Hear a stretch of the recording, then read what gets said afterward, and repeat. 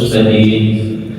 أما بعد فأعوذ بالله من الشيطان الرجيم بسم الله الرحمن الرحيم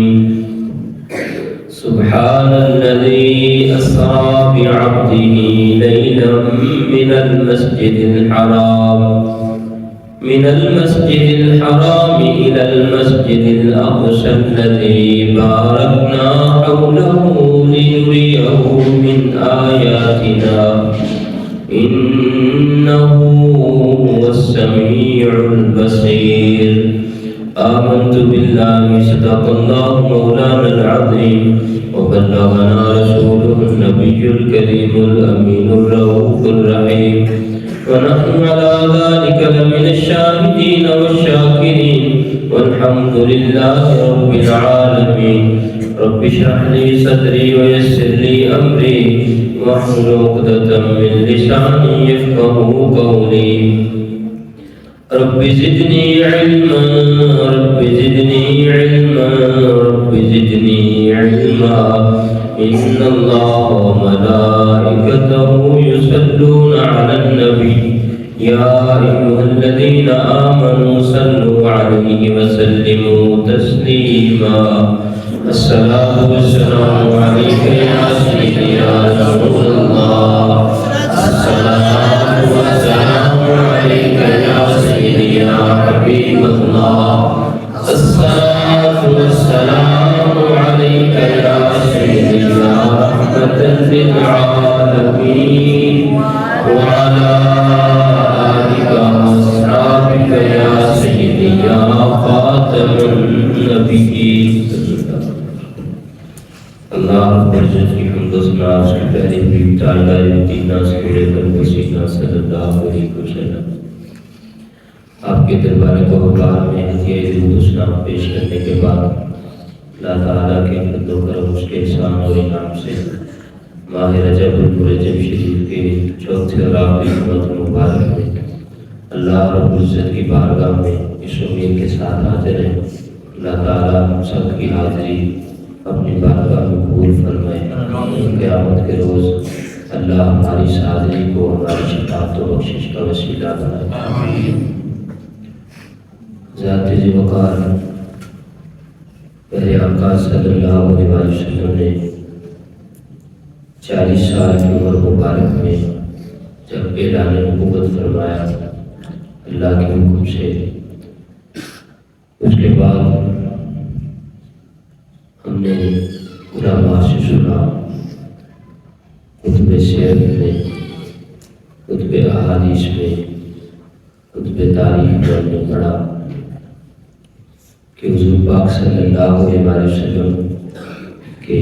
کفار مکہ دشمنوں میں قریش بھی اور دوسرے لوگ بھی دشمنی پر اتر آئے وہ یہ بات ماننے کو بالکل بھی تیار نہ تھے کہ وہ اپنے جھوٹے دین کو چھوڑ دیں اور حضور پاک صلی اللہ علیہ وسلم جس رب کی بات فرماتے ہیں جس سچے دین کی تبلیغ فرماتے ہیں اس کو وہ قبول کر لے اس بات پر وہ بالکل بھی آمادہ نہ ہوئے چیدہ چند اللہ کے نیک بندے جو حضور پاک صلی اللہ علیہ وسلم کی معیت میں رہ کر سرکار کے قریب رہ کر حضور کی برکات حاصل کر سکے جن کے سینوں میں حضور کا نور اترتا گیا جن کے دل اور دماغ صاف ہو چکے تھے ان کے دلوں پر جب نظر مصطفیٰ کی روشنی پڑی تو وہ چمک اٹھے اور انہوں نے اسلام قبول کرنے میں ذرا بھی تردد نہ کیا کسی شک میں نہ پڑے لیکن زیادہ لوگ اس بات کو ماننے پر آمادہ نہ ہوئے نتیجہ حضور پاک صلی اللہ علیہ وسلم نے اپنا کام نہ چھوڑا مگر کفار کی تکلیف حضور کو کافی حد تک برداشت کرنا پڑی اس وقت سے لے کر پیارے آقا صلی اللہ علیہ وسلم کی عمر مبارک 53 سال ہوتے تک یا اعلان نبوت سے 13 سال تک مسلسل حضور پاک صلی اللہ علیہ وسلم تکالیف سے گزرتے رہے۔ حضور پاک صلی اللہ علیہ وسلم کے کبھی قلوب مبارک میں چادریں ڈال کر آپ کو تکلیف دی گئی، کبھی حضور کی کمر مبارک پر اوجھلی ڈال کر تکلیف دی گئی، کبھی حضور پاک صلی اللہ علیہ وسلم کے گڑھے میں رستے میں گڑھے کھودے گئے، کبھی حضور کے قدمین شریفین پر پتھر مار کر لہو کیا گیا۔ حضور پاک صلی اللہ علیہ وسلم کو ہر طرح کی تکلیف دی گئی، مگر جس رب کی خاطر حضور نے یہ ہمت باندھے رکھی اور اپنا فریضہ بخوبی سے انجام دیتے رہے، اللہ کی توحید کا اعلان فرماتے رہے، وہ رب بڑا مہربان ہے، وہ رب بڑا کریم ہے۔ وہ سارے معاملات دیکھ رہا تھا۔ اس نے اپنے محبوب کی ڈھارس بتائی تو ایسے بتائی کہ محبوب، اگر آپ کا رتبہ بلند ہے، آپ نے تکلیفیں بھی زیادہ برداشت فرمائی ہیں، تو آپ کو ہم ایک ایسا معجزہ عطا فرمائیں گے، ایسے ایسے رستوں سے گزاریں گے کہ آپ کے قدمین شریفین کی تھکاوٹ بھی اترے گی، آپ کے قلوب مبارک کی روشنی بھی بڑھے گی اور آپ کی چشمان مبارک بھی مزید روشن ہو جائے گی، اس کا نور بھی مزید بڑھ جائے گا۔ آپ کو ہم ایسی عظمت اور ایسی بلندی عطا فرمائیں گے کہ اگر آپ کی جتنی تکلیف کسی نے نہیں اٹھائی تو آپ کی جتنی عزت بھی کوئی نہیں اٹھائی، سبحان اللہ، آپ کی جتنی بلندی بھی کسی کو میسر نہیں ہوگی۔ جو کوئی بھی کسی بلندی کی طرف جاتا ہے تو اس کی کوئی نہ کوئی لمٹ، کوئی نہ کوئی حد تو ہوتی ہے، پر میرے رب نے جس بلندی کا ذکر یہاں قرآن پاک میں فرمایا ہے اور جس بلندی پر حضور گئے ہیں، اس بلندی کا کوئی مکان ہی نہیں، اس کی کوئی حد ہی نہیں۔ حضور ساری وہ حدود جو تھی، حدود کا پلڑا سارا نیچے رہ گیا۔ حضور لا مکان تک جا کر جیسے میرے رب کی شان کے لائق ہے، جیسے میرے رب کی شان کے لائق ہے، جیسے اس کی انوار و تجلیات ہیں، اور جہاں پر وہ اپنی شان کے لائق جلوہ افروز ہے، وہاں جا کر حضور پاک صلی اللہ علیہ وسلم نے اپنے رب کے انوار و تجلیات کا سر کی آنکھوں سے مشاہدہ فرمایا۔ اللہ رب العزت نے ارشاد، یہ پہلی حکمت ہے معراج شریف کی، سب سے پہلی حکمت یہ ہے جس میں آپ اگر مزید تفصیل میں جائیں تو آپ دیکھ سکتے ہیں، جیسے ابھی میں نے ذکر کیا کہ حضور پاک صلی اللہ علیہ وسلم کے قدمین شریفین پر پتھر مارے گئے، تو پھر وہ وقت بھی آیا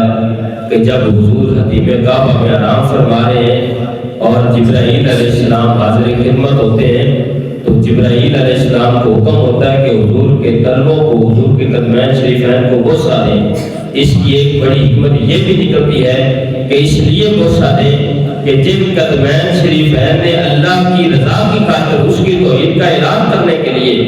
اپنے آپ کو زخمی کیا ہے اور تکلیف پہنچائی ہے، وہاں جا کر جبریل اپنے کافوری کوٹ رکھ دیں تاکہ سارے درد کاروان ہو جائے، سارا درد ختم ہو جائے اور اللہ رب العزت کی طرف سے حضور کو تسکین پہنچائی جائے۔ اللہ تعالیٰ ارشاد فرماتا ہے، سبحان الذی اسریٰ بعبدہ، سب سے پہلے اپنی ذات کا تذکرہ اس لیے فرمایا ہے کہ کوئی شخص یہ نہ کہہ سکے، جہاں حضور پاک صلی اللہ علیہ وسلم کی عظمت کا بیان ہے وہاں حضور کی امت کے لیے امتحان بھی ہے، اور اسی وقت امتحان ہوا جب اگلے ہی دن اگلی صبح حضور پاک صلی اللہ علیہ وسلم نے اعلان فرمایا، سرکار نے رات کے واقعات بتائے، تو اسی وقت امتحان ہو گیا اور وہ لوگ کامیاب نظر آئے جو حضور پاک صلی اللہ علیہ وسلم پر دل و جان سے مر مٹنے والے تھے، انہوں نے ذرا تردد نہ کیا اور اس بات کو تسلیم کیا، مگر جو لوگ بہانے تلاش کرتے تھے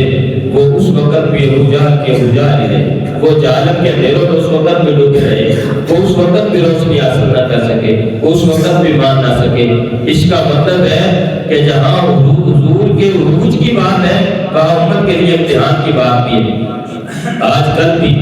لوگ اس بات پر اڑے ہوئے ہیں، کئی لوگ یہ بات کرتے ہیں نہیں جی اس طرح معراج ہو نہیں سکتی، وہ تو روحانی تھی، وہ تو خواب کی طرح تھی، خواب میں جیسے ہوتا ہے وہ اس طریقے ہوتا ہے، وہ لوگوں کی روح جس طریقے جاتی ہے پرواز کرتی ہے، لوگ اس طرح کی باتیں بناتے ہیں۔ خدا کے بندو ذرا سوچو تو صحیح، اگر بات خواب کی ہوتی یا صرف روحانی معراج کی ہوتی تو پھر تو ابو جہل بھی مان لیتا، پھر ابو لہب بھی مان لیتا، عتبہ شیبہ بھی مان لیتا، پھر ابو بکر صدیق کی پہچان کیسے ہوتی؟ پھر یہ پہچان کیسے ہوتی؟ اس بات پر تو وہ بھی انکار نہیں کرتے تھے، اس بات کو تو وہ بھی مانتے تھے کہ خواب میں تو ہو سکتا ہے، روح تو جا سکتی ہے، اس بات کو تو وہ بھی مانتے تھے۔ تسلیم تو کرنا یہی مشکل تھا جو ابو بکر صدیق رضی اللہ تعالیٰ عنہ نے تسلیم کیا کہ حضور نے فرمایا ہے کہ روح مال جسد تشریف لے گئے، تو حضور روح مال جسد ہی تشریف لے گئے، حضور اپنے اس جسم مبارک کے ساتھ ہی تشریف لے گئے۔ یہ ایک بات واضح ہو گئی، اللہ رب العزت نے سب سے پہلے بات ہی اپنی ذات کی فرمائی، بات ہے وہ ذات، اللہ نے اپنی ذات کی طرف اشارہ فرمایا کہ یہ کروایا ہی میں نے ہے، میں لے جانے والا ہی میں ہوں۔ جب جانے والی ذات رب کی ہو، لے جانے والی ذات، لے جانے والی بلانے والی ذات رب کی ہو، بندوبستی سارا میرے رب نے فرمایا ہو، تو اس سے کیا بعید ہے؟ اور جانے والی ذات بھی تو دیکھو، وہ بھی تو اس کا نور ہے، جانے والی ذات بھی تو حضور ہے، وہ بھی کوئی عام آدمی تو نہیں ہے، لے جانے والی ذات وہ ہے اور جانے والی ذات وہ ہے۔ سی معراج ایک راز محبتاں دا، نہیں سی کسے دی سمجھ جان والا، سدیا طالب تے گیا مطلوب ہوتے، جبرائیل سی ساتھ لے جان والا، ساری کڑیوں سے کڑیوں ملا کے دیکھے، بلانے والی ذات، جانے والی ذات، لے جانے والی ذات، تو ساری بات سمجھ آتی ہے۔ سی معراج ایک راز محبتاں دا، نہیں سی کسے دی سمجھ جان والا، سدیا طالب تے گیا مطلوب ہوتے، جبرائیل سی ساتھ لے جان والا، ہن عقل نو ایتھے دخل کوئی نہیں، جانے جان والا یا لے جان والا، جانے والا اور لے جانے والا وہ ذاتیں تو دیکھیں، اور بندوبست کس طریقے کا فرمایا، پھر بات سمجھ میں آتی ہے کہ بات ہے وہ ذات جو اپنے بندہ خاص کو لے گئی۔ اب جب بات بیعت ہی پر ہوئی، بیعت ہی اپنے بندہ خاص، اپنے بندہ عبد کی بات ہوئی، تو عبد میں اگر آپ دیکھیں جو تین حروف کا جو مادہ ہے عین با اور دال، یہ عبد بمعنی بندہ، اسی سے عبادت ہے، اسی سے وما خلقت الجن والانس الا لیعبدون، اسی سے عبادت ہے، اسی سے عبد ہے، اسی سے بندہ۔ اور عبادت کہتے بھی اسی چیز کو ہے کہ بندہ اپنے رب کے ساتھ اپنا تعلق ظاہر کرے، کہ بندہ عاجز ہے، وہ معبود، وہ عظیم ہے، بندہ اس چیز کو ظاہر کرے۔ عبادت نام ہی اس چیز کا ہے کہ بندہ اپنے رب کے سامنے جھک جائے۔ اور جب بات آتی ہے عبادت کی تو عبادت میں یہ بات واضح ہے، عبادت آج تک کئی لوگوں نے کہا اسا دل کی نماز پڑھنے ہیں، اسا دماغ کی نماز پڑھنے ہیں، اسی فلانی روحانی نماز پڑھنے ہیں۔ کسی نے تسلیم کیا ہے کہ دل کی نماز ہوتی ہے یا دماغ کی نماز ہوتی ہے یا روح کی نماز ہوتی ہے؟ کسی نے تسلیم کیا ہے آج تک؟ آپ نے تسلیم کیا ہو یا میں نے؟ خاص طور پر جو لوگ اعتراض کرتے ہیں اور یہ کہتے ہیں کہ یہ روحانی سلسلہ تھا، روحانی معاملہ تھا، یہ خواب کا معاملہ تھا، وہ تو بالکل ہی نہیں مانتے کہ صرف روح کی نماز ہو سکتی ہے۔ اگر اس طرح کی ہوتی تو کئی جعلی پیر ہمیں ماننے پڑتے، کئی جعلی پیر مانتے، وہ تو اصل پیروں کو نہیں مانتے تو انہوں نے جعلی کو کیسے ماننا؟ پھر کئی جعلی پیر ہمیں ماننے پڑتے جو نماز پڑھتے نہیں اور اپنے آپ کو بڑا پیر کہتے ہیں، اپنے آپ کو بڑا ولی کامل کہتے ہیں اور نماز کے قریب نہیں جاتے۔ ان سے پوچھے تو کہتے ہو جی تہاڈی پانچ ویلے ساڈی تیار ویلے، تانوں کی پتہ سی کتے کتے پڑھنے؟ ہم کہتے ہیں کہ نماز تو وہی ہے جیسے جو حضور نے پڑھی۔ اگر یہ نماز صرف روح کی ہوتی یا نماز صرف دل کی ہوتی تو پھر حضور اس طرح پڑھ کے کبھی نہ دکھاتے، کبھی قیام میں سرکار کھڑے ہو اور اللہ کا حکم آ رہا ہو یا ایھا المزمل قم اللیل الا قلیلا۔ اگر نماز صرف روح کی ہونی تھی یا دل کی ہونی تھی تو حضور کے قدمین شریفین کا برم کیوں آیا؟ حضور پاک صلی اللہ علیہ وسلم نے ساری رات قیام فرمایا، کھڑے ہو کر بتایا، تو تبھی جا کے حضور کے قدمین شریفین پر غرب آیا۔ میرے رب نے خود فرمایا محبوب تھوڑا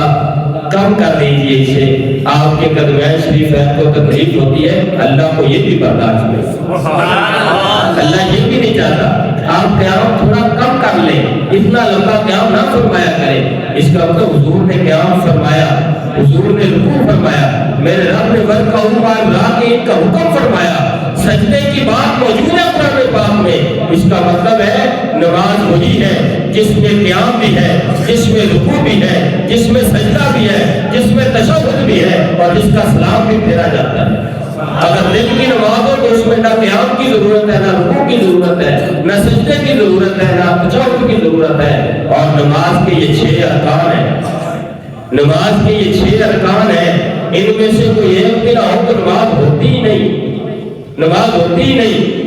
6 ارکان ہیں نماز کے، تکبیر تحریمہ ہے، قیام ہے، قرات ہے، رکوع ہے، سجدہ ہے، تشہد ہے، سلام پھیرنا ہے، یہ 6 ارکان ہیں، ان میں سے ایک بھی نہ کیا جائے تو نماز ہوتی ہی نہیں۔ دل دیا نماز پھر کیویں ہوتی ہے؟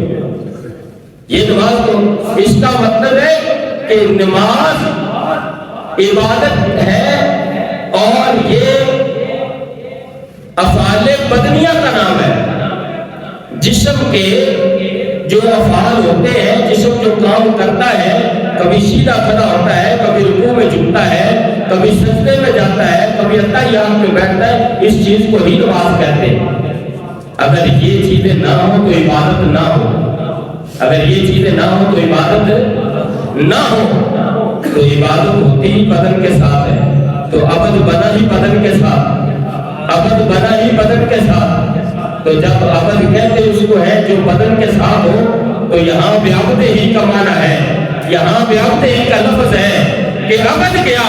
اللہ نے اپنے عبد خاص کو بلایا، بندہ خاص کو بلایا، اور بندہ بدن کے ساتھ ہی ہوتا ہے، جسم کے ساتھ ہی ہوتا ہے۔ اللہ نے جب اپنے بندہ خاص کو بلایا تو جسم مبارک کے ساتھ ہی بلایا، بدن مبارک کے ساتھ ہی بلایا۔ یہ بات واضح ہو جاتی ہے یہاں سے۔ اللہ رب العزت نے اپنے بندہ خاص کی بات کو، اور اس سے حضور پاک صلی اللہ علیہ وسلم کی ایک اور شان بیان ہوتی ہے۔ جن لوگوں نے کہا کہ نعوذ باللہ، حضور نے فرمایا ہے انما انا بشر مثلکم، تو حضور خود فرما رہے ہیں کہ میں تمہارے جیسا ہوں، تو وہ ہمارے جیسے ہیں، تو ان کے لیے بھی یہ بات واضح ہے کہ صرف عبد سے یہ مراد نہ لو کہ جیسے تم اور میں عبد ہیں ویسے ہی حضور بھی عبد ہے۔ یہاں بندہ خاص کی بات ہے۔ بندہ عام وہ ہے جس نے آسمان تک نہیں، آسمان تک ابھی تک کوئی شخص نہیں گیا، مختلف سیاروں تک جاتے ہیں، اور مختلف سیاروں پر جانے کے لیے بندہ عام وہ ہوتا ہے جو خلا کا سفر کرے تو اس کو یہ لباس نہیں بلکہ مخصوص لباس پہننا پڑے، اس کو مخصوص لباس پہننے کے بعد اسے جانا پڑے۔ یہاں تک کہ اگر ہم اسی طریقے جائیں گے تو ایک فضا کے اندر ایسا مقام آتا ہے جہاں یہ جسم گل جاتا ہے، یہ جسم اس فضا کو برداشت نہیں کر سکتا، لہذا کسی شخص کو خلائی سفر کرنے کے لیے بندہ عام کے لیے ضروری ہے کہ وہ مخصوص لباس میں جائے، اور وہاں آکسیجن نہیں ہے، آکسیجن کا سلنڈر لے کر جائے، سارے بندوبست کر کے جائے۔ بندہ عام کے لیے ضروری ہے کہ وہ اپنا لباس بھی وہ پہن کے جائے اور سلنڈر بھی لے کر جائے، جبکہ بندہ خاص کے لیے یہ چیزیں ضروری نہیں۔ بندہ خاص کے لیے یہ ہے کہ جب حکم ربی آ جائے، جبرائیل حاضر ہو جائے اور قدمین شریفین کو بوسہ دے دے، حضور کو خوشخبری سنا دے، تو پھر حضور پاک صلی اللہ علیہ وسلم کے آگے وہ چل پڑے اور حضور بس اللہ کے حکم سے چلتے جائے، نہ لباس مخصوص کی ضرورت ہو، نہ کسی سلنڈر کی ضرورت ہو۔ بندہ عام اور بندہ خاص میں فرق یہ ہے، تو کسی شخص کی یہ ضرورت بھی نہ پڑے کہ جو یہ کہہ سکے کہ جناب ہم عبد ہیں تو حضور بھی عبد ہیں، تو وہ حضور ہمارے جیسے ہی عبد ہے، یہ بھی نہیں کہتے۔ اگر حضور ہمارے جیسے ہی عبد ہے تو پھر ان چیزوں کی ضرورت پیش آتی، اور ہمارے جیسا عبد آج تک وہاں نہیں پہنچ سکا جہاں حضور پہنچے۔ ہمارے جیسا عبد کہاں جائے وہاں، ہمارے جیسا عبد وہاں کہاں جائے، وہاں تو نوریوں کے سردار بھی جواب دیں گے، وہاں تو انہوں نے بھی جا کے کہہ دیا۔ حضور یہاں سے آگے میری جرأت نہیں ہے، یہاں سے آگے مجھے اجازت بھی نہیں ہے، یہاں سے آگے میں نہیں جا سکتا۔ وہاں تو نوریوں کا سردار بھی جس نے اس وقت یہ بات کہہ کے اس دنیا پر، اس عالم بشریت پر، عالم ابدیت پر انہوں نے واضح فرما دیا، اے بندو اپنے آپ کو حضور کے جیسا کہنے والوں بات سمجھ لو، تم کہاں حضور جیسے ہو سکتے ہو؟ نہ کوئی بشری حضور جیسا ہو سکتا ہے، نہ کوئی نوری حضور جیسا ہو سکتا ہے۔ بس حضور کی ذات ایک ہی بندہ پاس ہے جو اللہ کے محبوب ہے، اور جتنے عروج کی یہاں بات ہو رہی ہے وہ عروج حضور کی ذات کے علاوہ کسی کو نصیب ہی نہیں ہوا، کسی کو نصیب ہی نہیں ہوا۔ سب سے پہلی بات میں نے جو عرض کی ہے، حضور پاک صلی اللہ علیہ وسلم کے معراج شریف کی سب سے پہلی حکمت یہ ہے، حضور پاک صلی اللہ علیہ وسلم نے جتنی تکالیف اللہ کا پیغام توحید پہنچانے کے لیے برداشت فرمائی ہے، ایسی 1,24,000 کروڑ بیش انبیاء علیہ السلام میں سے کسی نے بھی اتنی تکالیف برداشت نہیں فرمائی جتنی حضور نے برداشت فرمائی۔ تو اس کے بدلے میں اللہ تعالیٰ نے اپنے محبوب کو آپ کے جسم مبارک کی وہ ساری تکالیفیں دور فرمانے کے لیے اور ساری مشکلات کا ازالہ کرنے کے لیے اللہ نے اپنے محبوب کو یہ معراج کا معجزہ عطا فرمایا۔ تو جب ان مشکلات کا مداوع فرمانے کے لیے یہ معجزہ عطا فرمایا ہے تو مشکلات بڑی تھی تو معجزہ بھی بڑا تھا۔ جتنی مشکل تعلیم ہوتی ہے اتنی ہی بڑی ڈگری ہوتی ہے، تو جتنے مشکل مراحل سے گزرا جائے اتنا ہی بڑا انعام بھی ملتا ہے۔ تو حضور اگر اتنے مشکل مراحل سے گزرے ہیں تو حضور کو انعام بھی اتنا بڑا ملا ہے، اللہ رب العزت کی طرف سے انعام بھی اللہ تعالیٰ نے اتنا بڑا عطا فرمایا۔ پھر یہ اللہ یہاں یہ بات کرنا